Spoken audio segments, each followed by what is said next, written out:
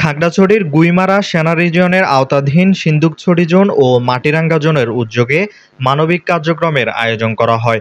সোমবার দুপুরে সিন্দুকছড়ি জোনের আওতাধীন গুইমারার রোয়াজাপাড়ার অনিল কুমার ত্রিপুরা নামের এক ব্যক্তির বসতবাড়ি আগুনে ক্ষতিগ্রস্ত হওয়ায় নতুন বসতবাড়ি পরিবারের সদস্যদের জন্য পোশাক, শিক্ষা সামগ্রী ও রোশন বিতরণ করা হয়।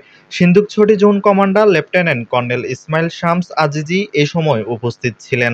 থেকে একজনকে পুরা দিলাম, বুঝতে পারছেন? হ্যাঁ, তো এটা আপনাদেরকে আমরা বাংলাদেশের নাগরিক মনে করি, আপনারাও আমাদেরকে সেইভাবে মনে করবেন। আমাদের চাওয়া একটাই, ঠিক আছে? আপনারা নিজেদেরকে আলাদা মনে করবেন না। পুজোর সময় ঘর পড়ে গেছে, তখন থেকে আমরা বাইরে অনেক কষ্ট করে আসি। এখন তো আমাদের বাংলাদেশের সেনাবাহিনীরা আমাদেরকে ঘর তৈরি করে দিছে, বানিয়ে দিছে।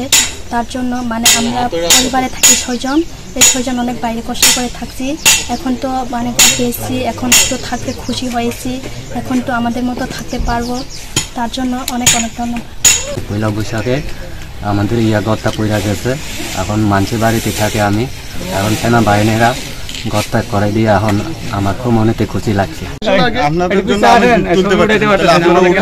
Desk report, Chattogram news.